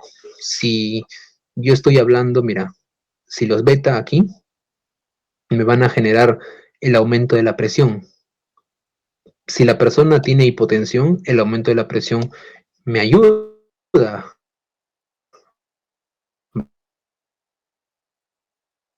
bastante. Si aumenta la para luchar contra esa hipotensión, porque es insuficiencia cardíaca. Es un sí o un no, porque en la teoría funciona. En la práctica no, porque en la práctica el corazón ya está con una... ¿Por qué tiene insuficiencia cardíaca el corazón? Porque no puede más, ya no puede, está agotado. Si está agotado, entonces es como un chico, ¿no? Un chico a ver, hay que imaginar, ¿no? Un chico que está mal nutrido y no puede estudiar. O no puede correr, ya mejor dicho, no puede correr, está agotado. Así bonito está el corazón, está agotado.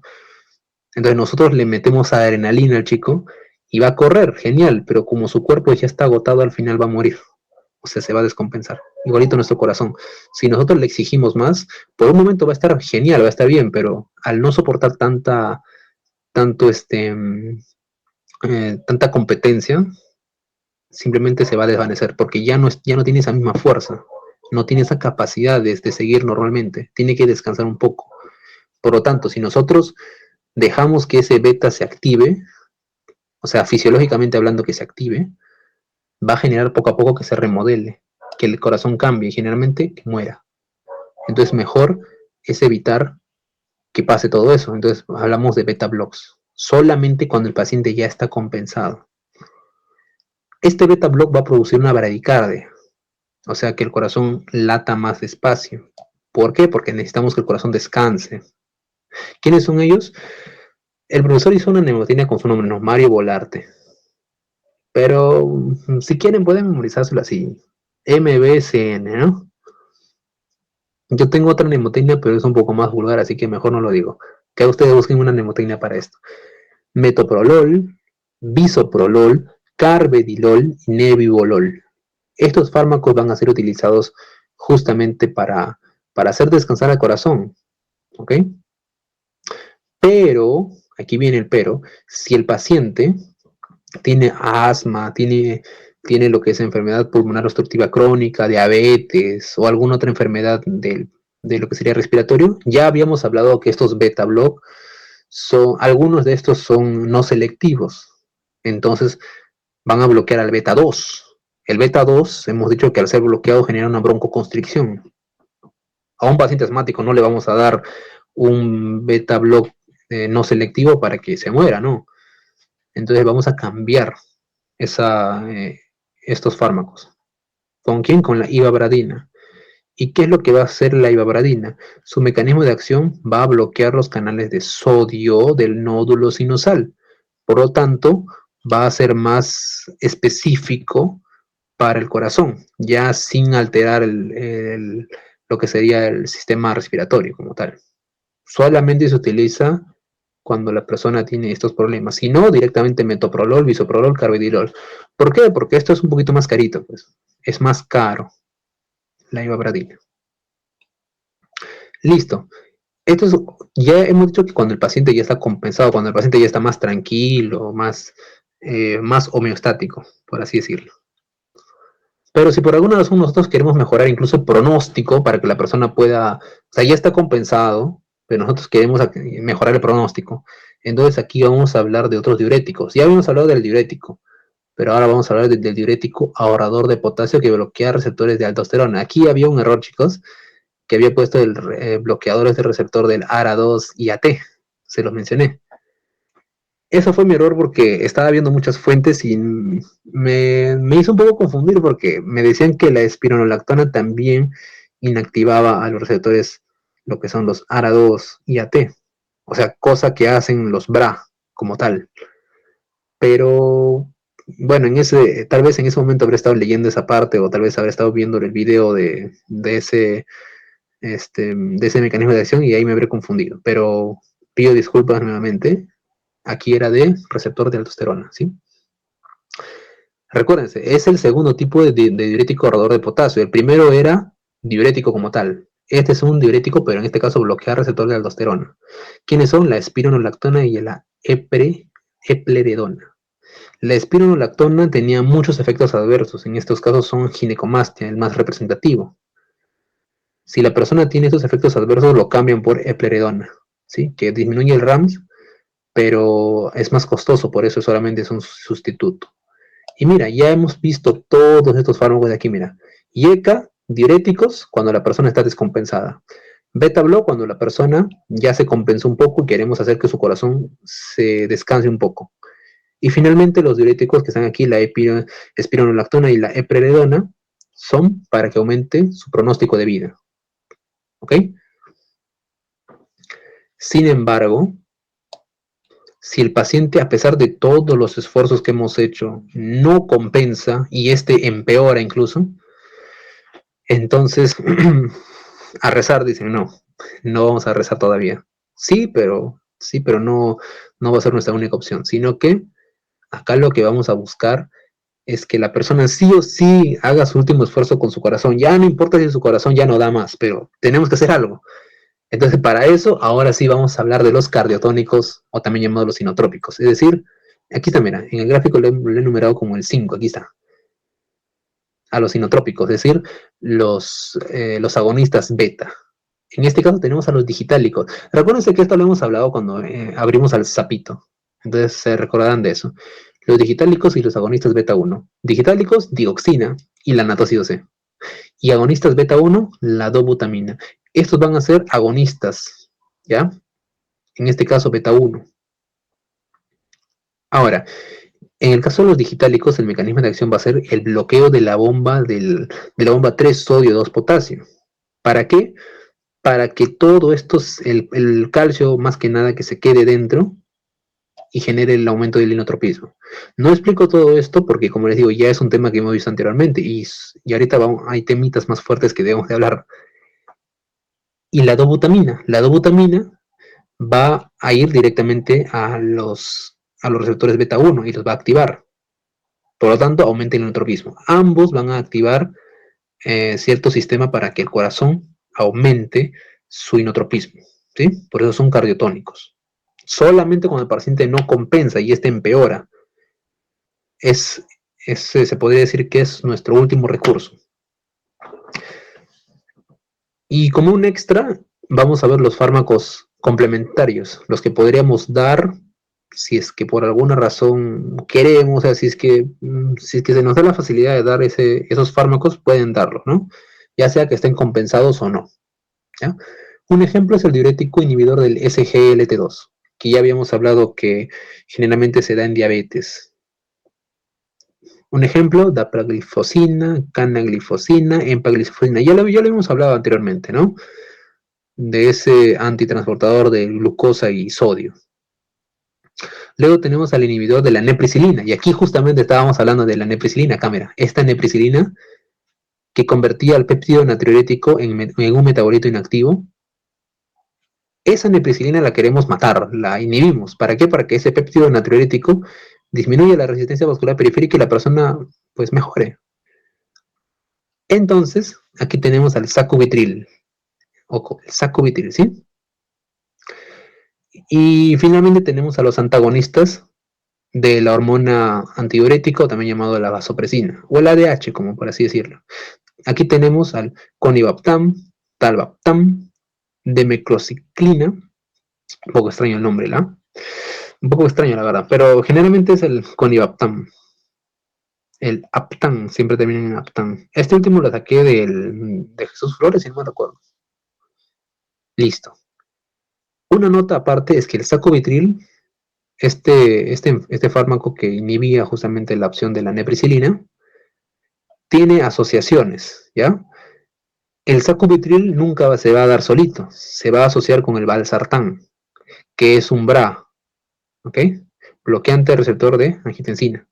Siempre se da esta asociación, así que recordar, sacubitril más valsartán. Y es obvio, ¿no? Porque miren, mira, el receptor de angiotensina está aquí. Genial. Aquí está el receptor de angiotensina. Bloqueamos acá. Y luego la nepricilina, bloqueamos aquí. Entonces bloqueamos tanto la vía del alfa y la vía del beta. Y así generamos un mejor pronóstico. Así de simple. Sacubitril más valsartán. También podemos asociar al IECA, que es inhibidor de la enzima convertidora de angiotensina, como en enalapril, más un BRA, que es un bloqueante de receptor de angiotensina. Se asocia generalmente, pero no es tan recomendable también porque da hipercalemia igual. Así que también hay que ver ese puntito, ¿no? Listo, miren. Ahí hemos visto todo lo que es insuficiencia cardíaca. ¿Alguna pregunta aquí? Ya sé que es muy extenso, chicos, y la verdad espero que hayan estudiado bastante aquí porque sí tenemos que entender sí o sí el gráfico para luego entender los fármacos. ¿Sí, chicos? ¿Todo claro?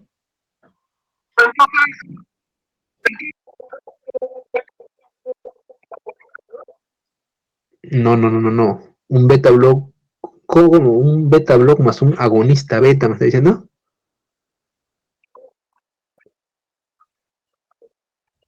No. Claro, son agonistas beta 1, pero el beta block no. El beta block solamente se da cuando el paciente ya está compensado porque quieres disminuir su función cardíaca para que su corazón descanse. Cuando el paciente no compensa, el paciente está como que con el corazón a punto de hacer paro cardíaco. Entonces ahí necesitamos que compense, perdón, que aumente su ritmo cardíaco sí o sí. Por eso activamos a lo que serían los agonistas beta. Por eso aquí está en rojito. Cuando se da cada fármaco. El beta block se da cuando el paciente no está compensado. Perdón, cuando ya está compensado. Y el agonista beta o cardiotónicos se da cuando el paciente ya no responde a nada. Cuando ya está a punto de morir, por así decirlo. ¿Ok, chicos? Listo. A ver, un momentito. Vamos a ver cuál sigue. Hemostasia. A ver, hemostasia como tal, a ver qué tenemos aquí. Déjenme ver un momentito. Quiero ver si es que se puede. Ya hay antihistamínicos. Ya. Me dan 5 minutos para relajar un poco la voz y seguimos, ¿sí? Con fármacos de la hemostasia. Me dan 5 minutos, ¿sí, chicos? Seguimos en un momentito.